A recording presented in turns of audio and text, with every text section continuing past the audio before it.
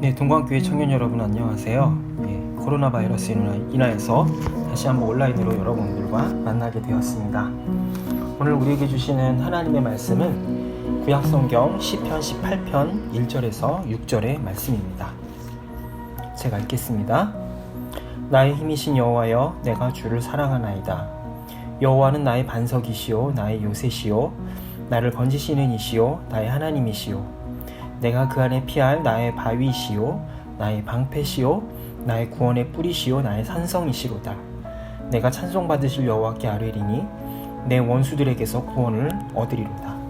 사망의 줄이 나를 얽고 불의의 창수가 나를 두렵게 하였으며 스올의 줄이 나를 두르고 사망의 올무가 내게 이르렀도다.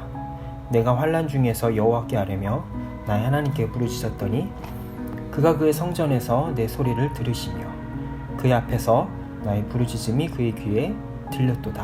아멘. 우리가 살아가다 보면 뜻하지 않은 난관과 시련에 부딪히는 일이 참 많습니다. 오늘 시편의 말씀을 기록한 다윗도 마찬가지였습니다.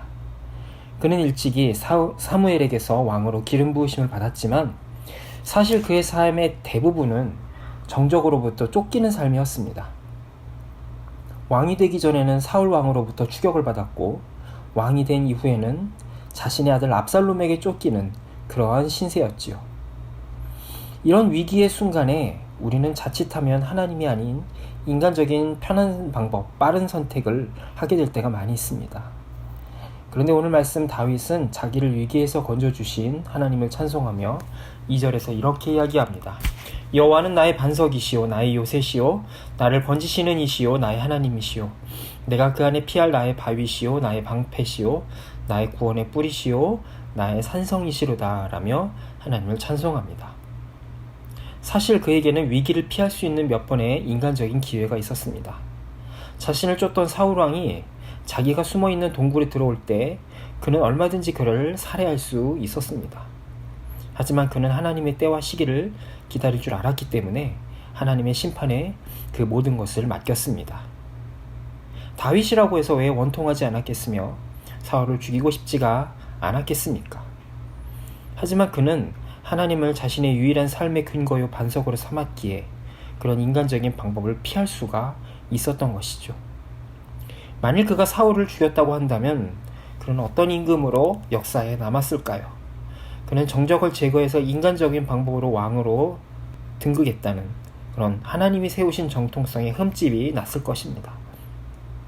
그런데 그는 위기의 순간에 인간적인 방법이 아닌 하나님의 구원하심을 바랐으며 그분의 손길에 자신의 모든 것을 맡겼던 것입니다.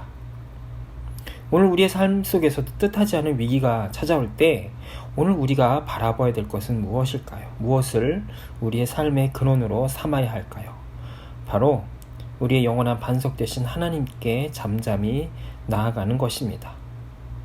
함께 모여서 예배하지 못한다 할지라도 내가 있는 자리에서 내 삶을 이끌어 가시는 주님을 반석으로 삼을 때 그것이 처음 보기에는 조금 느린 것 같아 보이고 답답해 보인다 할지라도 결국 우리는 흔들리지 않을 수 있을 것입니다. 이 은혜가 위기의 시대를 살아가는 우리 모두에게 있기를 소망합니다. 하나님 아버지, 우한 코로나 바이러스로 인하여서 우리의 삶이 터전히 흔들리는 이때에 영원한 반석 되신 하나님께 나아갈 수 있는 은혜를 더하여 주옵소서. 예수님의 이름으로 기도합니다. 아멘. 네, 이 시간에는 우리 청년부 지체들의 이야기를 함께 나누면서 기도 제목을 놓고 함께 기도하는 시간을 가지도록 하겠습니다.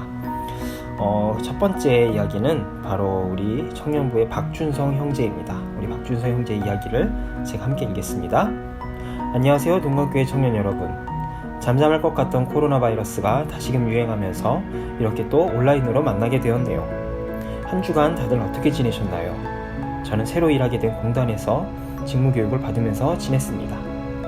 난생 처음 들어보는 내용에 오랜만에 9to6를 하느라 몸도 마음도 참 피곤하네요.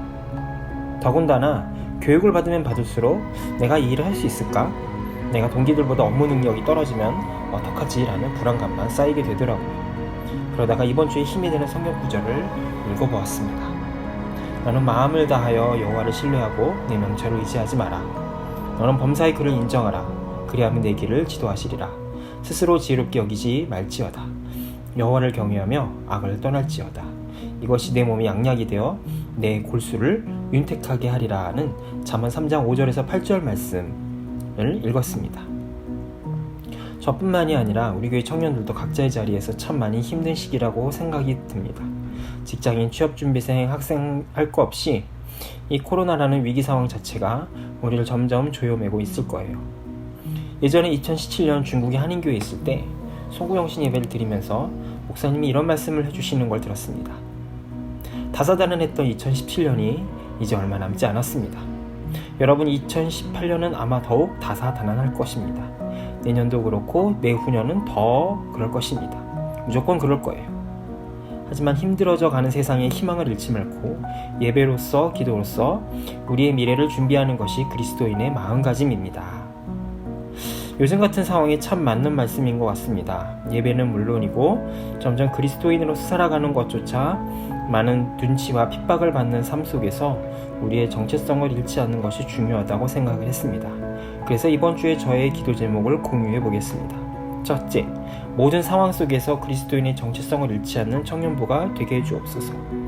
두 번째, 하루속히 바이러스가 진정되어 영적인 나눔을 허락해 주시옵소서.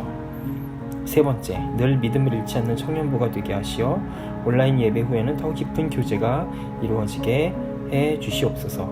다들 이번 한 주도 잘 지내요 보고 싶습니다. 네, 우리 박준성 형제가 나눈 기도 제목을 놓고 함께 기도하도록 하겠습니다. 하나님 아버지, 코로나 바이러스라고 하는 미증의 사태를 맞이해서 우리는 어찌해야 될 바를 모르겠습니다. 우리의 정체성마저 잃어버리고 세상의 물결에 휩쓸어가는 이 상황 속에서 주님, 우리를 붙잡아 주시고 함께하여 주시옵소서.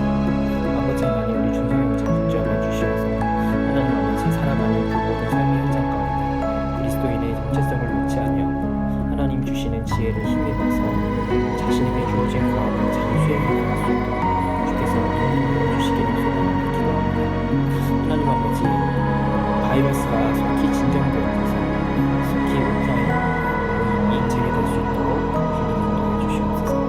그래서 아버지 하나님, 우리가 다시 한번 한 공동체임을 잊지 아니하고 주님께서 불러주신 한 몸이라는 사실을 잊지 않는 귀한 공동체 될 수 있도록 우리를 붙잡아 주시옵소서. 감사하며 예수님의 이름으로 기도합니다. 아멘.